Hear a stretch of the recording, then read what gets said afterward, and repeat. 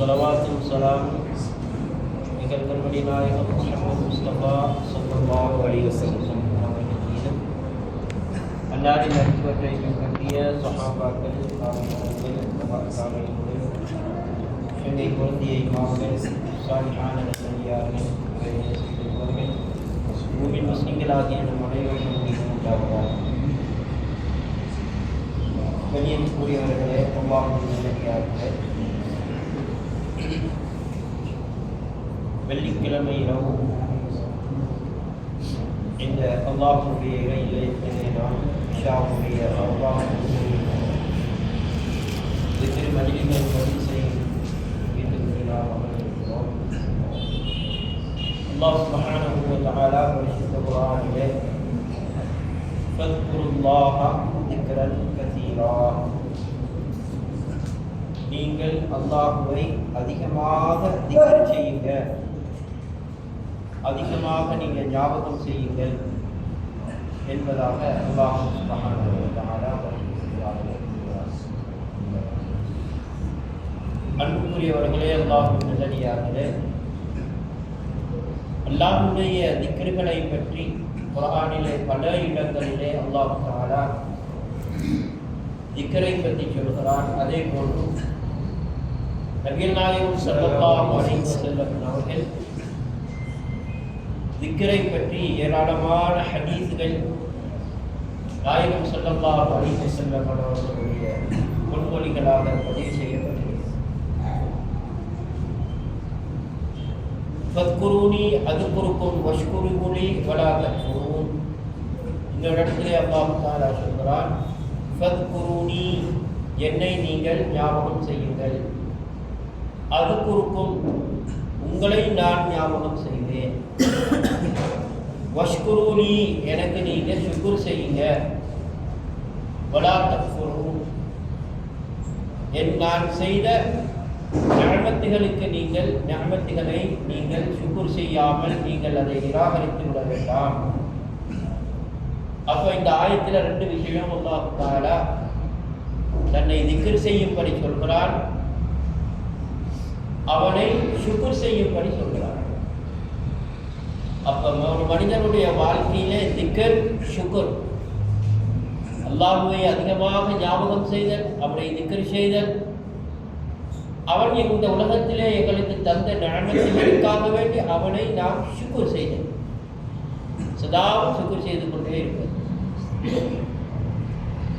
அன்புக்குரியவர்களே, அல்லாஹ்வை ஞாபகம் செய்வது என்பது பல விதம் இருக்கு. பல முறையிலே அல்லாஹ்வை ஞாபகம் செய்வது. அதில் ஒன்று வஸ்குர் இஸ்ம ரப்பிக, அல்லாஹ் குர்ஆன்ல சொல்றான், வஸ்குர் இஸ்ம ரப்பிக, உங்களுடைய ரப்பினுடைய பெயரை, திருநாமங்களை நீங்கள் ஞாபகம் செய்யுங்கள். அப்ப ரப்பினுடைய திருநாமம் என்ன? அல்லாஹ் என்பது ரப்பினுடைய திருநாமம், ரப்பு என்பது அவனுடைய திருநாமம்.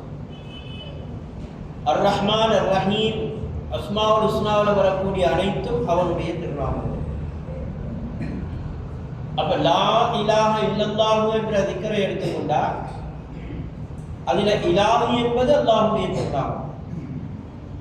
லா இலாஹ, இலாஹு என்பது அல்லாஹ்வுடைய திருநாமம், அல்லாஹ் என்பது அல்லாஹ்வுடைய திருநாமம். அப்ப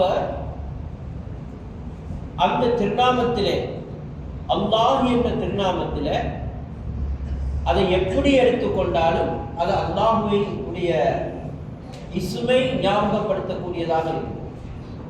அல்லாஹ்வுல இருக்கக்கூடிய ஆரம்ப அலிஃபை எடுத்துட்டா லில்லாஹ் என்று வரும். லில்லாஹ். அந்த அடுத்து வரக்கூடிய லாமையும் லாமை எடுத்துட்டா லஹு என்று வரும். அதுவும் அவனுடைய இஸ்மை தான் குறிக்கும், லஹு.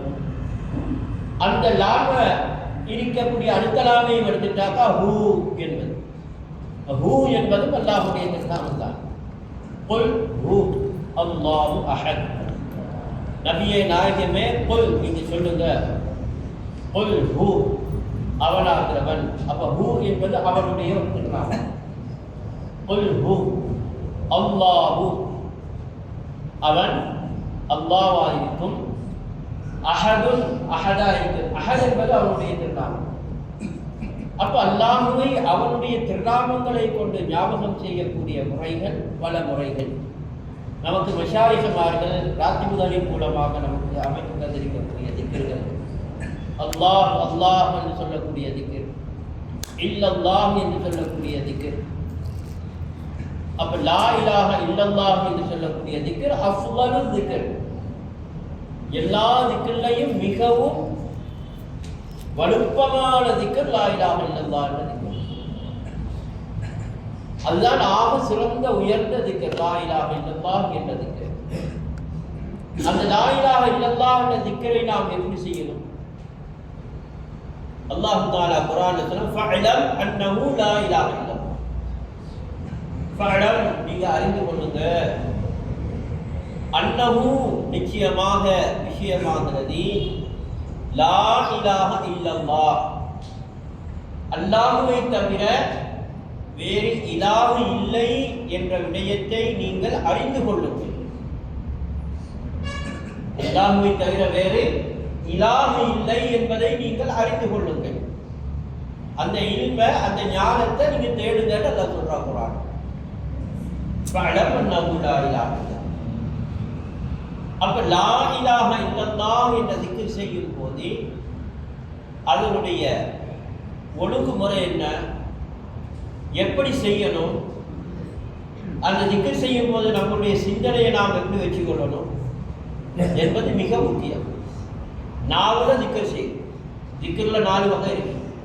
ஒன்று திக்ர லிசானி, நாவால செய்யக்கூடியது. நாவால அல்லாஹ் அல்லாஹ் லா இலாஹ இல்லல்லாஹ் சிறவில. இது திக்ர லிசானி, மனிதன் நாவால் செய்யக்கூடிய திக்ர். இன்னொன்று இருக்குது திக்ர கல்வி, கல்வால செய்யக்கூடிய திக்ர். அது திக்ர கல்வி, கல்வி திக்ர் என்று சொல்றோம். மூணாவது ஒன்று இருக்குது திக்ர ரூஹி, ரூஹால் செய்யக்கூடிய திக்ர், ரூஹோடு சம்பந்தப்பட்ட திக்ர். நாலாவது ஒன்று திக்ர சிர்ரி, சிர்ரன், ரகசியமாக ரகசியத்தை கொண்டு செய்யக்கூடிய திக்ர். நம்மில சிர்ரன் ஒன்று இருக்குது, அந்த சிர்ரால் செய்யக்கூடிய திக்ர். அப்ப அது ரொம்ப ஆழமான சில விடயங்கள், அதுக்கு நான் போகல, அடிப்படையை மட்டும் சொல்றேன். அப்ப நாம இந்த திக்ர லிசானி, நாவால் செய்யக்கூடிய திக்ரை செய்யும் போது அந்த நாவுடைய திக்ரோடு கல்வி சேரும். கல்வி செய்யணும், இணையணும். அப்ப லா இலாஹ இல்லல்லாஹ் நாம நாவு சொல்லும் போது நம்ம கல்வில வரணும். அந்த லா இலாஹ இல்லல்லாஹ் கல்வில எப்படி கொண்டு வரணும்? அந்த லா இலாஹ இல்லல்லாஹுடைய விளக்கத்தை, அதனுடைய சிந்தனையா கொண்டு வர, அதனுடைய விளக்கத்தை சிந்தனையில கொண்டு வர. நிறைய நீண்ட விளக்கங்கள், ஆழமான விளக்கங்கள், நிறைய விளக்கங்கள். இந்த லா இலாஹ இல்லல்லாஹுக்கு விளக்கம் பல நாள் படி சொல்லிக்கிட்டே போகணும். லா இலாஹ இல்லல்லாஹ் என்பது அது ஒரு மிகப்பெரிய ஒரு கடல், சமுத்திரம். அது லா இலாஹ இல்லல்லாஹுடைய இல்மு இருக்குதே, அதனுடைய ஞானம் மிகப்பெரிய ஒரு சமுத்திரம். அதை பேச பேச எடுக்க எடுக்க அதில் வந்துக்கிட்டே இருக்கு. அந்த மாதிரியான ஒரு சமுத்திரம் அது. அதனால தான் அல்லாஹ் சொல்றான், அதை விளங்குங்க விளங்குங்கன்னு அல்லாஹ் சொல்றான். நாம விளங்காம சொல்லிக்கிட்டே இருக்கு, நாம விளங்காம சொல்லிக்கிட்டே இருக்கு. இப்ப லா இலாஹ இல்லல்லாஹ்னு சொன்னா ஷரியத்து பிரகாரம் லா அண்டா இல்லைன்னு அர்த்தம். லா அண்டா அரபியில் என்ன அர்த்தம்? இல்லை. நஃபி என்று சொல்றது. நஃபி என்றாக்க மறுக்குதல், ஒரு விஷயத்தை இல்லை என்று மறுக்குதல் லான்னு சொல்றோம். அப்ப லான்னு சொல்லும் போது எதை மறுக்கிறோம்?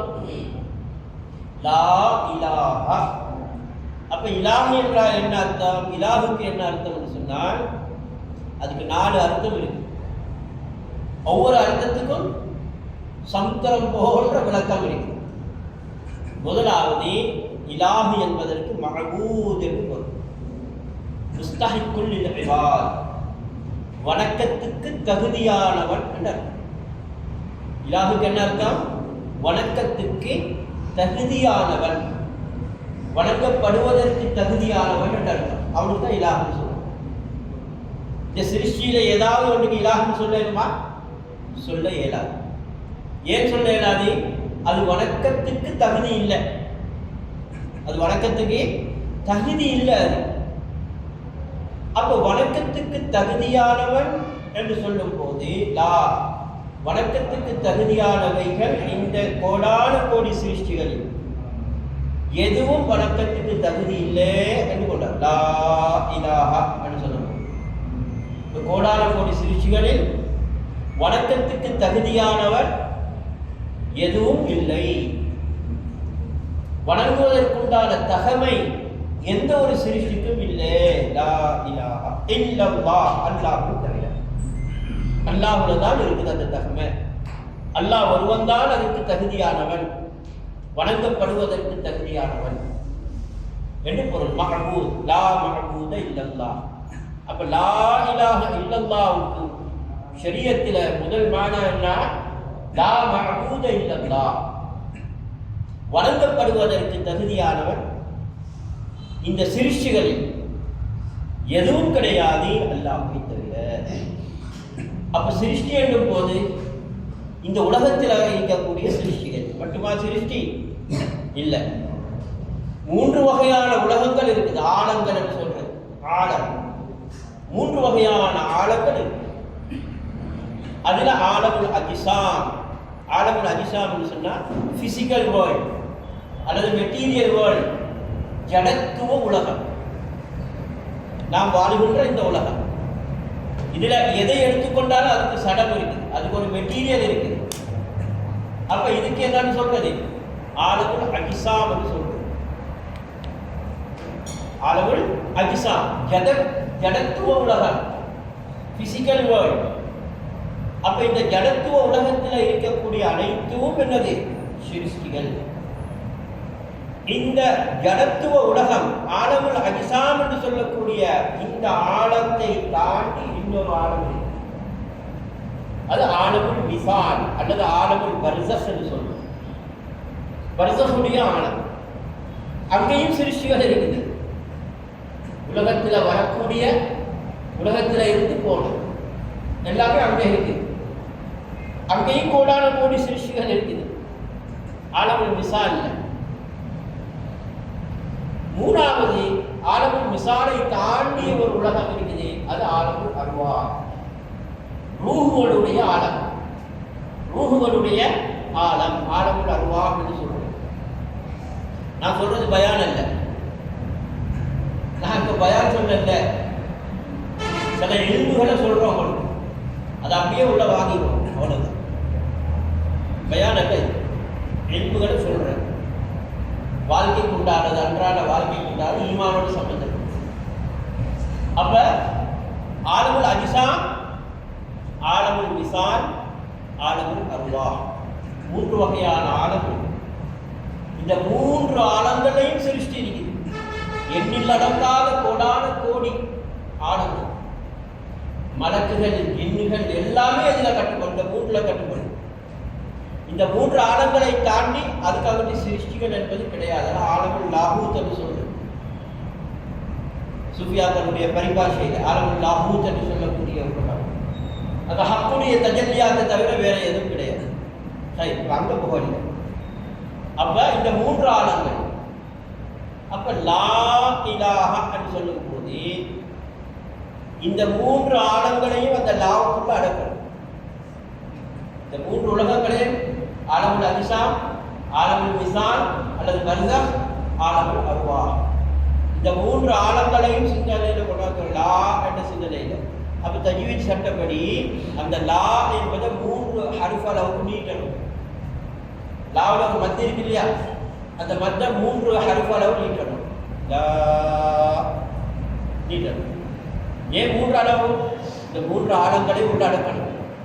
அப்ப லா என்று சொல்லும் போது இந்த 3 ஆலங்களிலும் இருக்கக்கூடிய எந்த ஒரு சிருஷ்டியும் வணங்கப்படுவதற்கு தகுதி இல்லை என்ற சிந்தனை கொண்டார். லா இலாஹா இல்லல்லாஹ், அல்லாஹ் தான், அல்லாஹ் ஒருவன் தான் வணங்கப்படுவதற்கு தகுதியானவன் என்றதை கல்வில பதிவு. கல்வில பதிக்கணும். அப்ப லான்னு சொல்லும் போது தலையை ஆடுறது பல விதம் இருக்குது. ஒவ்வொரு விஷாயமார்கள் ஒவ்வொரு அமைப்பில் ஒவ்வொரு விளக்கத்தின் அடிப்படையில் சொல்லி தந்திருக்கிறார்கள். அப்ப முதலாவது ஆரம்பமாக லான்றதை எடுத்து அப்படி வெளியில போடுறது. இவ்வளவு காலம் என்ன செஞ்சோம்? சிருஷ்டிகளை நாம உள்ள வச்சுட்டு இருந்தோமா இல்லையா? அப்ப அதெல்லாம் வெளியாகும். லா இலாஹா, எந்த ஒரு சிருஷ்டியும் வணங்கப்படுவதற்கு தகுதியானதாக இல்லை. இல்லல்லாஹ், அல்லாஹ் மாற்றம் தான் தகுதியானது என்று கல்வியில் அடிக்கிறது. இதான் லா இலாஹ இல்லல்லாஹ்னு சொல்லும் போது இந்த சிந்தனையை கொள்வோம். சுருக்கமாக இலாஹ் என்பவனுடைய தன்மை என்ன, குவாலிட்டி என்ன? உலூஹியத். உதாரணமாக ஆலிம் என்று யாருக்கு சொல்றோம்? யாரிடத்துல இல்ம் இருக்குதோ அவருக்கு தானே ஆலிம்னு சொல்றோம் இல்லையா? ஆலிம் யாருக்கு சொல்றோம்? இல்ம் உடையவர் ஆலிம்னு சொல்றோம். அதே மாதிரி உலூஹியத் என்ற தன்மை, சிஃபத், குவாலிட்டி யாரிடத்தில் இருக்குதோ அவனுக்கு இலாஹ் என்று சொல்றேன். அவனுக்கு இலாஹ் என்று சொல்றேன். அப்ப உலூஹியத்தினுடைய தன்மை யாருக்கு இருக்கிறதோ அவன்தான் வணங்கப்படுவதற்கு தகுதியானவன். அப்ப உலூஹியத்தை சொல்லும் போது சுருக்கமாக சொல்ற நிறைய விளக்கம் இருக்குது. சுருக்கி சுருக்கி சுருக்கி சுருக்கி வர்றது கூட விளக்கத்துல நீங்க சிந்தனையில வச்சுக் கொள்றதுக்காக. உலூஹியத்தை சொன்னா வணங்கப்படுவதற்கு தகுதியானவன் சொல்றோம் இல்லையா? அப்ப வணங்கப்படுவதற்கு தகுதியானவன் அல்லாஹ் என்று சொல்லும் போது அங்க ஒரு கேள்வி. என்ன கேள்வி? அந்த தகமை என்ன? நாங்க சொல்றோம், ஒருத்தர் இவரே ஒரு கம்பெனிக்கு டிரெக்டரா வருவதற்கு தகுதியானவர் என்று சொல்றோம். குவாலிஃபைட் மேன் என்று சொல்றோம் இல்லையா? அவர் குவாலிஃபைட் என்று சொல்லும் போது அடுத்த கேள்வி என்ன கேட்பீங்க? என்ன குவாலிஃபிகேஷன் கேட்பீங்களா இல்லையா? கேட்பீங்க தானே? குவாலிஃபிகேஷன் என்ன? அதே மாதிரி அல்லாஹ் தஆலா வணங்கப்படுவதற்கு தகுதியானவன் என்று சொல்லும் போது அந்த தகமை என்ன? அது என்ன தகமை? அது 4 வகையான தகமை. இந்த 4 தகமைகளும் ஏதாவது ஒரு சிருஷ்டியில இருக்கான்னு பாருங்க. எதுலையும் கிடையாது. முதலாவது என்ன? அவன் தனித்தானாக இருக்கிறான். அவன் இருப்பதற்கு இன்னொன்றை கொண்டு அவன் தேவையாகுவதில்லை. நாம் இந்த உலகத்தில் இருப்பதற்கு எங்களுக்கு இந்த உடலோடு உயிர் வேண்டும் இல்லையா? அல்லாஹ்வை கொண்டு நாம் இருக்கிறோம். அல்லாஹ்வை கொண்டு இருக்கிறோம். நாம் அல்லாஹ் இல்லாம நாம் இருக்க முடியுமா? இல்லை. அப்ப நாம் இந்த உலகத்தில் இருப்பதற்கு அவனை நாடுகிறோம், அவனின் அளவிலே தேவைப்படுகிறோம். ஆனா அல்லாஹ் இருப்பதற்கு எதன் பக்கமும் அவனுக்கு தேவையே கிடையாது. இது உலூஹியத்தினுடைய முதலாவது தன்மை. அவன் தன்தானாக இருக்கிறான். அப்ப இந்த உலகத்துல எந்த ஒரு சிருஷ்டியும் தன்தானாக இருக்குதா என்று பார்த்தா ஒன்றுமே தன்தானாக இல்லை. தன்தானாக ஒரு சிருஷ்டி இல்லை என்பதற்கு என்ன ஆதாரம்? இப்போ ஒரு மனுஷனை எடுத்துக்கொள்வோம். 70 வயசுன்னு இருப்போம். 70 வயசுக்கு முன்னால இந்த உலகத்தில் அவர் இருந்தாரா? இருக்க இல்லை. 75 வயசுல மௌத்தா போயிட்டாரு. அப்ப 75 வருஷத்துக்கு பிறகு இல்லை. 75 வருஷத்துக்கு பிறகு அவர் இல்லை. முன்னாலேயும் இருக்க இல்லை, அதுக்கு பின்னாலேயும் இருக்க போவது இல்லை. அப்ப இடைப்பட்ட காலத்துல ஒரு வஸ்து இருக்குது. முன்னாலும் இல்லை, பின்னாலும் இல்லை, இடைப்பட்ட காலத்துல இருக்குது என்று சொன்னா அது என்ன? பெர்மனண்டா டெம்பரரியா? டெம்பரரி. பெர்மனன்ட் என்று சொன்னா எப்படி இருக்கணும்? ஆரம்பம் இல்லாமல் இருந்துகிட்டே இருந்திருக்கணும். இதுக்கு பிறகு அழிவில்லாமல் இருந்து கொண்டே இருக்கணும். அதான் பெர்மனன்ட். அப்ப இந்த தன்மை யாருக்கு இருக்குது? அல்லாஹ்வுக்கு மட்டும்தான் இருக்கு. ஆரம்பத்திலிருந்து இருந்துகிட்டே இருக்கிறான், இப்போ இருக்கிறான், இதுக்கு பிறகு இருந்துகிட்டே இருப்பான், எப்போதும் ஒன்றாய் போல் இருக்கும். இது உலூஹியத்துடைய தன்மை. அப்ப அவன் தன்தானாக இருக்கக்கூடியவன். முதலாவது. இரண்டாவது தன்மை என்ன? அல்லாஹ் தஆலா 7 தன்மைகள், குறிப்பாக ஹயாத், ஹயாத் என்றால் ஹயாத் தெரிந்தன, ஹயாத் என்றால் வாழ்வு, உயிர் வாழ்தல் ஹயாத். இரண்டாவது அறிவு, இராதத் நாட்டம், ஹயாத் இராதத். நாலாவது குதிரத் சக்தி, குதிரத். அஞ்சாவது வசாரத் பார்வை. ஆறாவது சமாஅத் கேள்வி, கேட்கும் சக்தி. ஏழாவது கலாம், பேசும் சக்தி. இந்த 7 நம்மள இருக்குது, ஆனால் நமக்கு சொந்தம் இல்லை. இன்சான்ல இருக்கா இல்லையா? இருக்குது. இந்த 7 சிவத்தும் இருக்குது. அது நாம நடிச்சுட்டு இருக்கிற இவ்வளவு காலம் எனக்கு சொந்தமாக நடிச்சுட்டு இருக்கிறோம். நமக்கு சொந்தம் இல்லை பாபா, அவன் தந்துக்கிட்டு இருக்கிறான். அவனுடைய தன்மையில இருந்து அவனுடைய ஒளியை நம்மள வெளியாகிட்டே இருக்கிறான். வெளியாகி நம்மள ஹயாத்தாகினவர்களாக, பேசக்கூடியவர்களாக, பார்க்கக்கூடியவர்களாக அல்லாஹ் ஆக்கி வச்சுக்கிட்டே இருக்கிறான். அப்ப இந்த 7 சிஃபத்திலையும் அல்லாஹ் தஆலா பரிபூர்ணமானவன். அவன் பரிபூர்ணமானவன், பர்ஃபெக்ட், பரிபூர்ணமானவன். இந்த தன்மைகளிலே நாம் குறைபாடானவர்கள், நாக்கிஸ் என்று சொல்றது. அவன் காமிலானவன், நாம நாக்கிஸ். காமிலண்டா பர்ஃபெக்ட், பரிபூர்ணமானவன். நாம டிஃபெக்ட், நாக்கிஸானவர்கள். ஏன் நாம நாக்கிஸே? நாம பிறக்கும் போது ஹயாத் இருந்துச்சு, பார்வை வழங்கிச்சா? பார்வை இருக்கல. கொஞ்சம் மாசம் போகும்போது தான் அல்லா பார்வை வெளியாக்குறான். கேட்டு வழங்கக்கூடிய சக்தி எல்லாம் பிறகுதான் வெளியாகுது. அது கொஞ்சம் கொஞ்சமா வரப்போகுது. 2 மாசம், 3 மாசம், 5 மாசம், 6 மாசம் போகணும். கடைசியாக தான் பேச்சு வெளியாகிறான். அப்ப பிறந்தவன பேச்சு இல்லை, சக்தியும் இல்லை, ஒன்றும் இல்லை. அதுக்கு பிறகு பின்னால மொத்தாக்களுக்கு போறோம். இந்த 7 தன்மைகளை சரி நம்மை விட்டு நீங்கி விடுகிறது. அப்ப நமக்கு சொந்தம் இல்லை அது. ஆனா அல்லாஹ் தஆலா அவனுக்கு மௌத்து கிடையாது. அவன் சதா பார்த்து கொண்டிருக்கிறான், சதா கேட்டுக்கொண்டிருக்கிறான். அப்ப அல்லாஹ் தஆலா தன்னுடைய தன்மைகளிலே அவன் பரிபூர்ணமானவனாக இருக்கிறான். இரண்டாவது. மூணாவது என்ன? மூணாவது தன்மை என்ன? ஊஹியத்தினுடைய 3வது தன்மை, அவன் சர்வ பலமுடையவனாக, சர்வ சக்தி உடையவனாக, வஹுவ அலா குல்லி ஷைஇன் கதீர், எல்லா வஸ்துக்களின் மீதும் அவன் ஆற்றலுடையவனாக இருக்கிறான். நாம அந்த கண் சிமிட்டுறோம் இல்லையா? நமக்கே தெரியாது. அது நமக்கு தெரியாமலே நாம கண்ணை சிமிட்டி மூடுறோம். இந்த கண்ணை சிமிட்டி மூடுறோம் இல்லையா?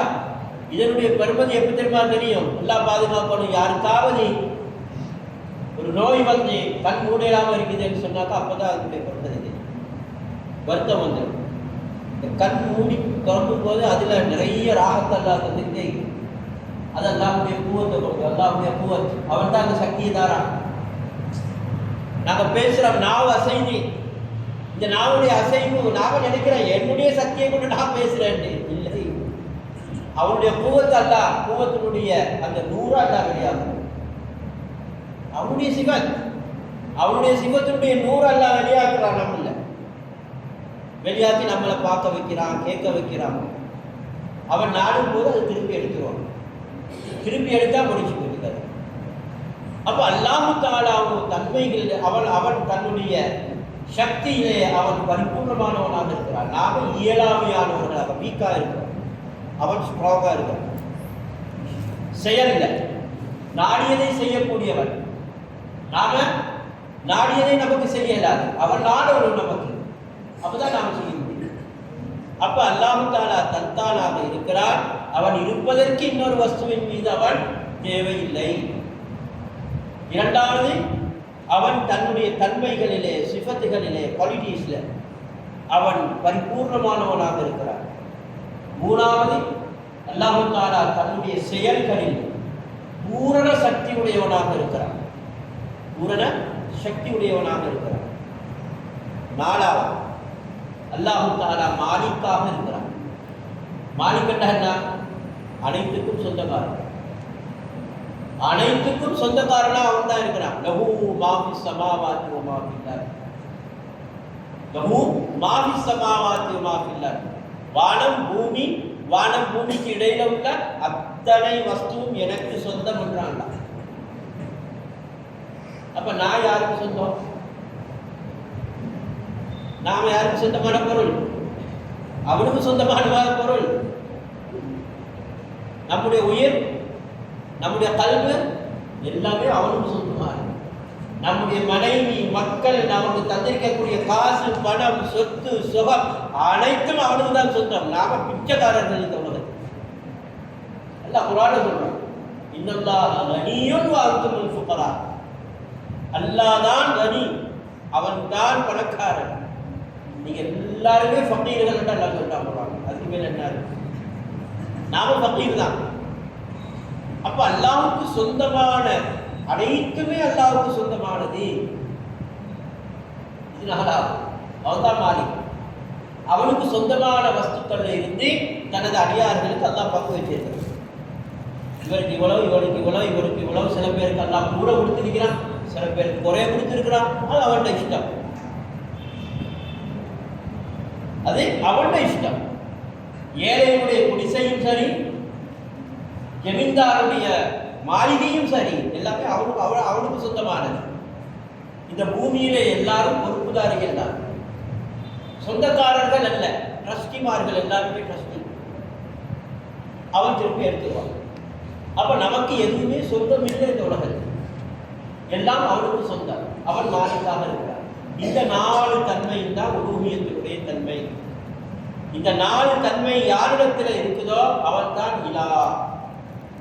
அவனுக்கு தான் உலூஹியத் என்ற சிஃபத்து சொந்தம்.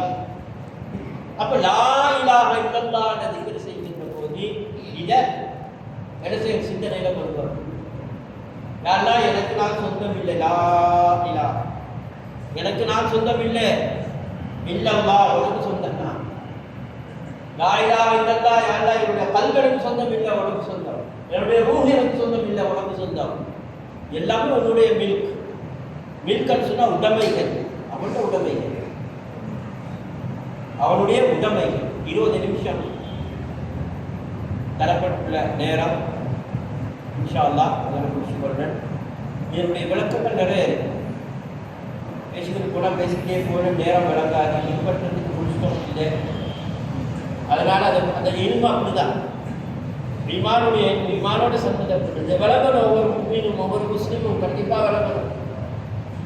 விளங்கி தன்னுடைய வாழ்க்கையில அந்த லா இலாஹ இல்லல்லாஹ்வுடைய வாழ்க்கையை நாம வாழணும். அப்படின்னா என்ன? லா இலாஹ இல்லல்லாஹ்வுடைய ஞானத்தை விளங்குறது. உலூஹியத் என்ற என்னால்தான் விளங்குறது. அல்லாஹ்வுடைய உலூஹியத்தை விளங்கி அதன் பிரகாரம் நாம் முராகபா முஷாஹதா செய்து உலகத்தில் தன்னுடைய வாழ்க்கையில அமைக்கணும். எனவே அந்த வகையிலே நேரம் ஆயிடுச்சு. அல்லாஹ் தஆலா திருக்கலிமாவை நாம் விளங்கி செயல்படக்கூடிய தௌஃபீக்கை அல்லாஹ் தஆலா நம் அனைவருக்கும் திருக்கலிமாவுடைய ஞானத்தை நாம் விளங்கி அதிலே தெளிவுபட்டு இந்த உலகத்தை விட்டு நாம் மறைகின்ற போது அல்லாஹ் தஆலா நாம் திருக்கலிமாவை நாங்கள் மொழிந்தவர்களாக, அதை விளங்கியவர்களாக, அதிலே தெளிவுபட்டவர்களாக இந்த உலகத்தை விட்டு நாம் விடைபெறுவதற்கு அல்லாஹ் தஆலா தௌஃபீக் செய்வானாக. நம் அனைவர்களுக்கும் அல்லாஹ் தஆலா அந்த ஞானத்தை தருவானாக. ஆமீன் ஆமீன். வாஹிர் தஅவானா அல்ஹம்துலில்லாஹி ரப்பில் ஆலமீன். அஸ்ஸலாமு அலைக்கும்.